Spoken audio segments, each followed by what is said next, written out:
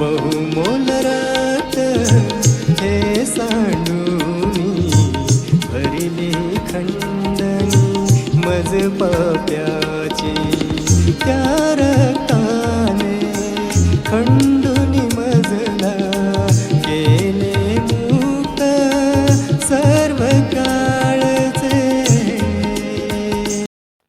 प्रभू येशू ख्रिस्ताच्या सर्वश्रेष्ठ नामात आपणांचं अभिवादन.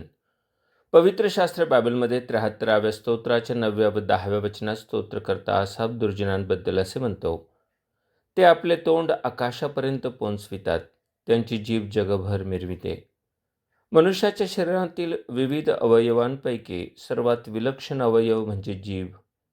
याकोब लिहितो, जीभ लहानसा अवयव असून मोठ्या गोष्टींची फुशारकी मारते.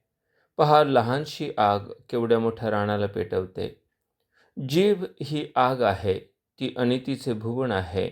आपल्या अवयवांत सर्व शरीर अमंगळ करणारा अवयव जीभ आहे.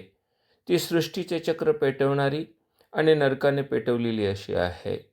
या जिभेचा प्रताप आम्हाला एदेन बागेत दिसतो.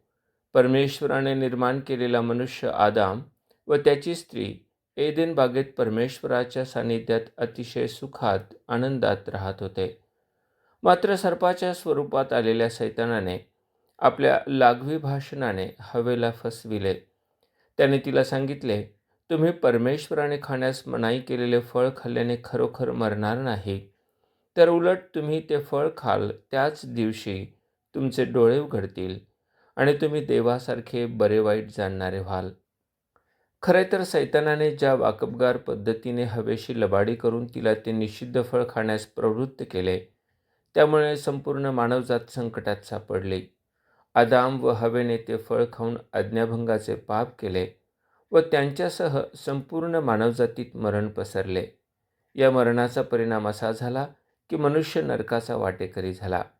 म्हणूनच म्हटले आहे, जीभ आग पेटवणारी आहे, ती सृष्टीचे चक्र पेटवणारी आणि नरकाने पेटवलेली अशी आहे. त्याउलट मनुष्याचा बचाव व्हावा व त्याला सार्वकालिक मरणापासून वाचवावे म्हणून वधस्तंभावर मरण पावलेल्या प्रभू येशू ख्रिस्ताने आमच्यासाठी पित्याकडे विनंती करून म्हटले, हे बापा, यांना क्षमा कर. होय, पहिल्या आदामाच्या आज्ञाभंगाने मानवजातीत पाप व मरण पसरले, तर दुसरा आदाम म्हणजे प्रभू येशू ख्रिस्ताच्या आज्ञापालनाने व त्याच्या मध्यस्थीने मानवास पापक्षमा व सार्वकालिक जीवन प्राप्त होते. तोच लबाड सैतान आजही प्रत्येक मानवाला फसवून नरकात घेऊन जाण्यात गुंतला आहे. तुम्ही त्याला बळी न पडता ख्रिस्तावरील विश्वासाने तारले जावे, हीच प्रभुचरणी प्रार्थना. धन्यवाद. हे सांडू मी, भरिले खंडणी मज पाप्याची, त्या रक्ताने